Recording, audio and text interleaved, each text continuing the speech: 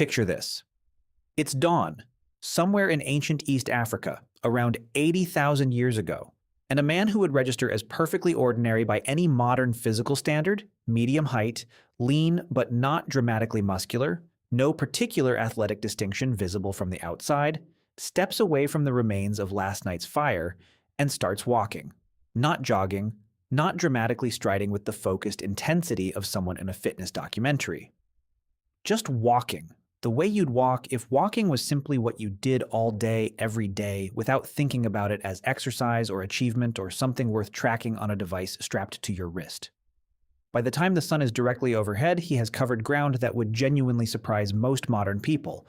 By the time he returns to camp in the late afternoon, he's covered ground that would make most modern fitness enthusiasts feel quietly inadequate about their daily step counts. So here's the question this video exists to investigate properly. Did ancient humans really walk 20 miles daily? It's a claim you'll find repeated across fitness content, evolutionary biology discussions, and various wellness circles with confident regularity, sometimes used to justify walking challenges. Sometimes used to explain why modern people feel vaguely unwell sitting at desks all day. And sometimes used to make modern humans feel appropriately guilty about their sedentary lifestyles, in the specific way that only evolutionary comparison can deliver. But is it actually true?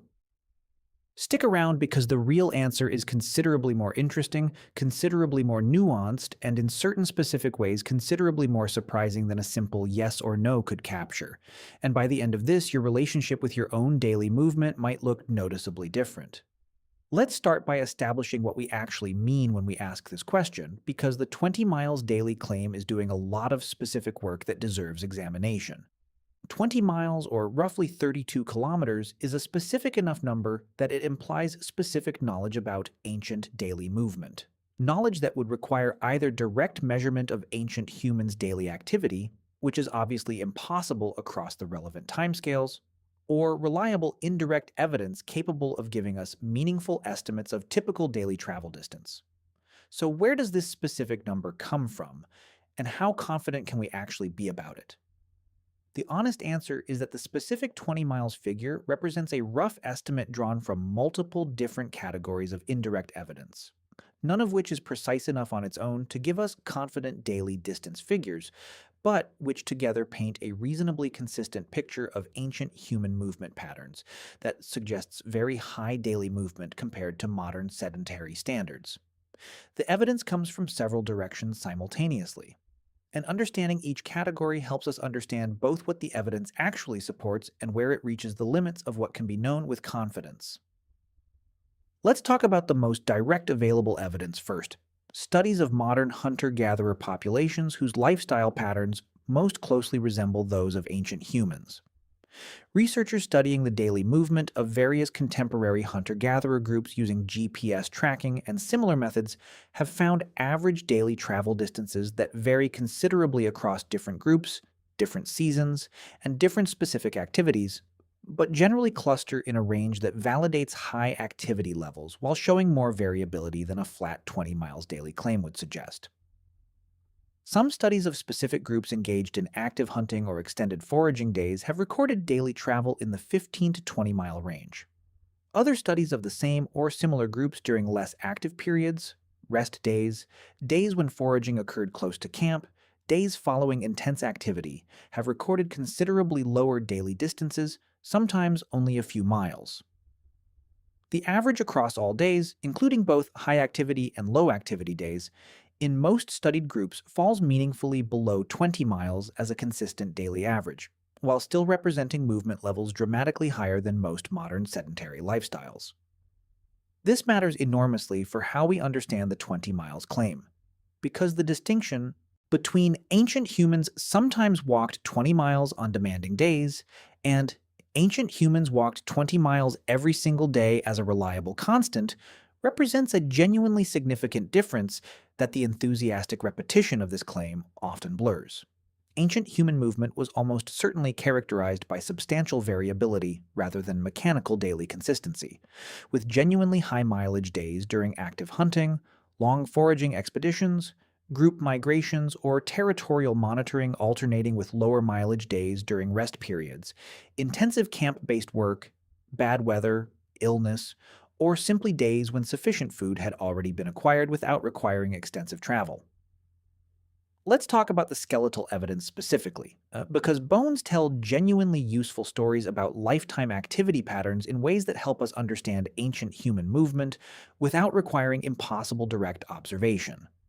Researchers studying ancient human skeletal remains have consistently documented a level of musculoskeletal robusticity, bone density, and wear patterns in lower limb bones that significantly exceeds what's typically found in modern sedentary populations and is broadly consistent with lifetime patterns of very high sustained physical activity. The specific pattern of lower limb development seen in ancient skeletal remains, the thickness of leg bones, the development of muscle attachment sites, and the wear patterns in hip and knee joints reflects a lifetime of load-bearing walking and movement that would require activity levels dramatically higher than modern average standards to produce.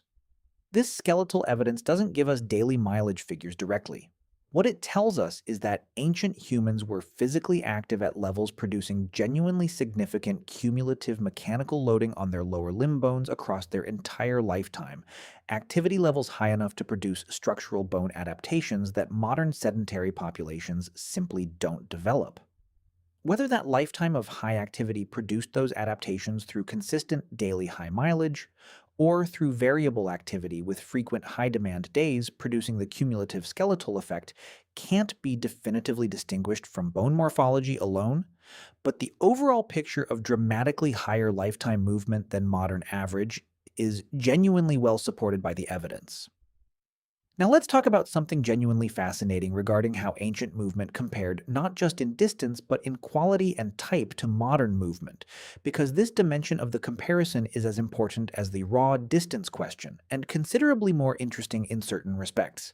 Ancient human walking wasn't the kind of walking modern humans associate with walking, which is primarily experienced as deliberate cardiovascular exercise conducted on maintained flat surfaces in purpose-designed footwear, with the specific goal of covering a certain distance or burning a certain number of calories.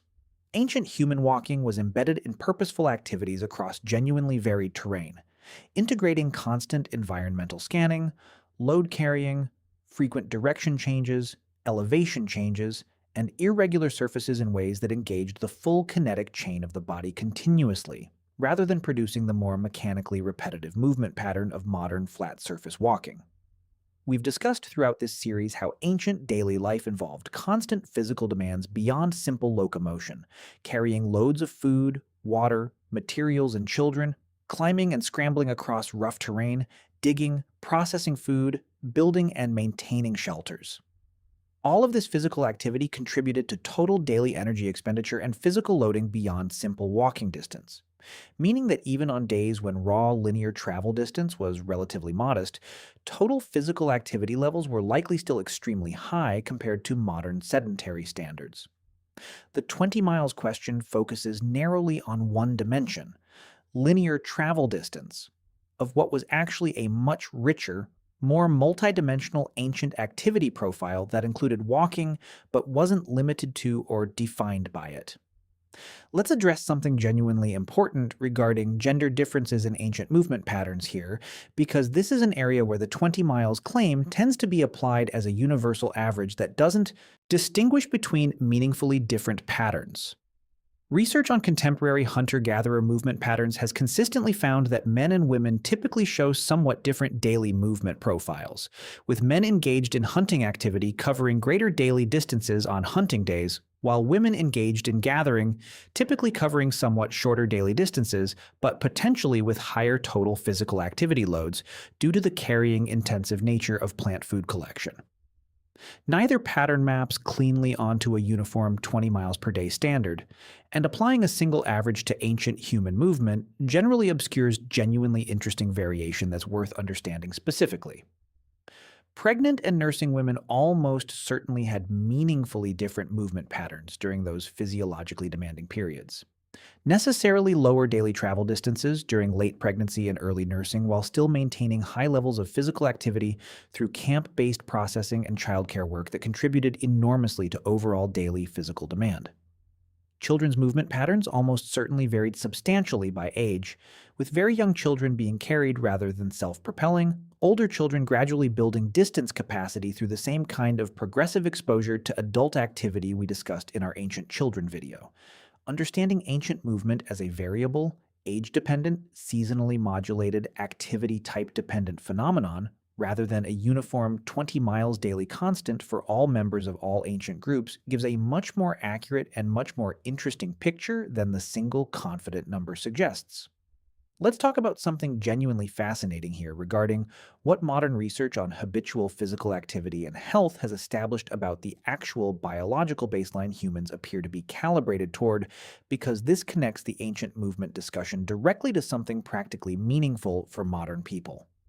Various researchers studying the relationship between physical activity and health outcomes have noted that the specific health problems most commonly associated with modern sedentary lifestyles, certain metabolic disorders, cardiovascular disease patterns, specific musculoskeletal conditions, map quite specifically onto the mismatch between the physical activity levels human physiology appears calibrated for, and the actual activity levels modern sedentary lives typically provide. This evolutionary mismatch argument, the same basic framework we discussed in our ADHD video regarding the mismatch between ancient adapted cognitive patterns and modern institutional demands, applies with particular directness to physical activity. The interesting, practically important question isn't precisely whether ancient humans walked exactly 20 miles or some other specific distance daily. It's what level and type of physical activity human physiology appears to have been shaped by evolution to expect as its baseline operating condition. The answer to that question, whatever the specific daily mileage figure, is almost certainly dramatically more than the roughly 4,000 to 8,000 steps per day, typical of many modern sedentary lifestyles, and the health implications of that mismatch appear to be genuinely significant based on an accumulating body of research, regardless of whether ancient humans walked exactly 20 miles, 15 miles, or 25 miles on a typical day. Now let's talk about something genuinely interesting regarding how ancient movement patterns changed across different environmental contexts and different time periods, because this adds important depth to the picture. We've discussed throughout this series how ancient humans inhabited an enormous range of different environments across very different terrain types, from open African savanna to dense European forest to Arctic tundra to coastal environments with rich marine resources. These different environments almost certainly produced meaningfully different daily movement patterns, since the specific foraging and hunting strategies appropriate to each environment required different amounts of travel to access resources. Open savanna environments, where large game and dispersed plant food required covering extensive territory to locate and exploit, almost certainly demanded higher daily travel distances on average than environments with more concentrated, reliable resource patches that could support productive exploitation with less daily travel. Coastal environments with reliable tidal resource patches, dense forests with concentrated fruit and nut resources during certain seasons, riverine environments with reliable fish runs. These environments could potentially support high caloric returns with relatively modest daily travel distances during certain favorable periods. Reducing the movement demands that open, dispersed resource environments consistently imposed. Seasonal variation within any given environment also produced substantial variation in daily movement demands, with seasons of abundance allowing profitable foraging close to camp, alternating with lean seasons requiring more extensive travel to locate adequate resources. The variability we've been emphasizing throughout this video is, in this sense, partly a reflection of genuine environmental variability in resource distribution that made fixed daily travel distances impossible rather than simply a matter of individual choices about how much to walk on any given day. Let's address something worth being genuinely direct about regarding the specific 20 miles claim and where it tends to circulate, because this connects to important questions about how ancient human science gets communicated and sometimes oversimplified in popular contexts. The 20 miles figure has achieved widespread repetition partly because it functions well as a rhetorically powerful single number comparison that makes the contrast between ancient and modern activity levels immediately visceral and emotionally compelling. Saying ancient humans walked 20 miles daily while you walked 800 steps to your refrigerator is dramatically effective communication in a way that ancient humans walked highly variable distances averaging somewhere between 8 and 20 miles on most active days depending on season, activity type, and specific environmental context, with substantially more variability than any single average captures, is not. This kind of simplification serves real communicative purposes in certain contexts, but comes at the cost of accuracy. And the interesting, important truth about ancient human movement is genuinely rich enough to be compelling on its own terms without requiring the precision of a single confident daily mileage figure that the evidence doesn't actually fully support. Ancient humans were dramatically more active than modern sedentary standards. Their activity was varied, embedded in purposeful daily work, conducted across genuinely challenging terrain, and sustained across entire lifetimes in ways that produced physical adaptations clearly visible in the skeletal record. All of that is genuinely true and genuinely remarkable without needing to be a specific, precise daily mileage claim. Let's talk about something genuinely fascinating here regarding the relationship between ancient walking and ancient social life, because movement wasn't purely a solitary instrumental activity for ancient humans. It was deeply social, embedded in the collective rhythms of group life in ways that connected physical movement directly to the social bonds, knowledge transmission, and cultural activities we've documented throughout this entire series. Foraging trips were social events, with multiple group members moving together, sharing observations about the environment, transmitting knowledge about specific plants and animals encountered, making decisions collectively about where to go next based on what different individuals had observed from their different positions. Hunting expeditions were intensely social, requiring the kind of coordinated collective movement we discussed in detail in our megafauna hunting video, with different group members occupying different positions across a landscape and coordinating their movement precisely through signal and communication to execute hunting strategies that only worked through collective, precisely timed spatial positioning. Even simple travel between camps or resource areas was typically social, with groups moving together in ways that provided collective safety, distributed the physical demands of carrying children and loads, and allowed continuous social interaction across the traveling day. This social dimension of ancient movement means that the physical activity of walking wasn't experienced as isolated, individual exertion in the way modern exercise often is. It was woven into the continuous fabric of social life, happening alongside conversation, observation, teaching, decision making, and cooperative work in ways that made it simultaneously physical exercise, social bonding time, education, and survival activity all at once. The modern experience of deliberately walking alone for exercise while listening to a podcast is, in this sense, almost the complete opposite of what ancient movement felt like and how it functioned in daily life. A genuinely interesting contrast worth sitting with directly. Let's also address something genuinely important regarding the physical capacity ancient daily movement required and developed, because the demands of ancient movement went considerably beyond simple cardiovascular fitness.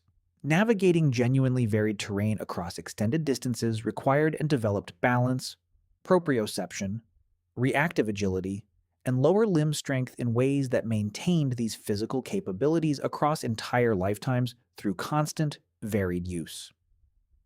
We discussed in our squatting video how ancient bodies maintained physical capabilities through consistent use that modern sedentary lifestyles allow to atrophy, and the same principle applies directly to the full range of movement capabilities that ancient daily life continuously exercised. An ancient human who had walked across varied terrain carrying loads for their entire adult life possessed a genuinely different physical capability profile from a modern person who walks occasionally on flat maintained surfaces for deliberate exercise. Not just in cardiovascular fitness, but in the full range of movement competencies that genuinely challenging terrain navigation develops and maintains.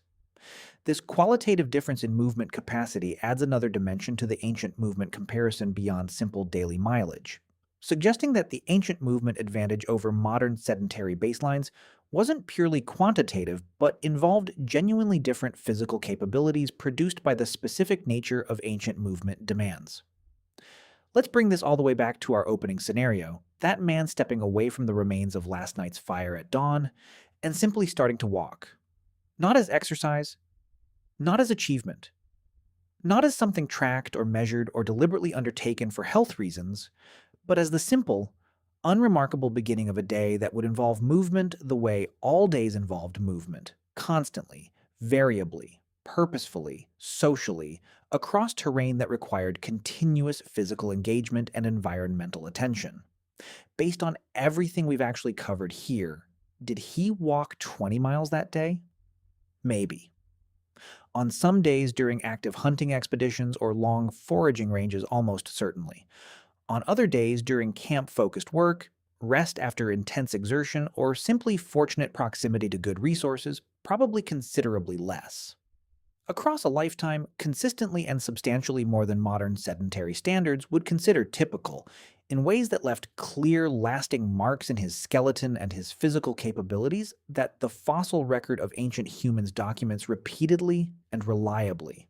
So did ancient humans really walk 20 miles daily? Based on the contemporary hunter-gatherer movement studies showing high but variable daily distances averaging below 20 miles across all day types. The skeletal evidence strongly supporting lifetime activity levels dramatically higher than modern sedentary standards. The important distinction between maximum demanding day distances and consistent daily averages.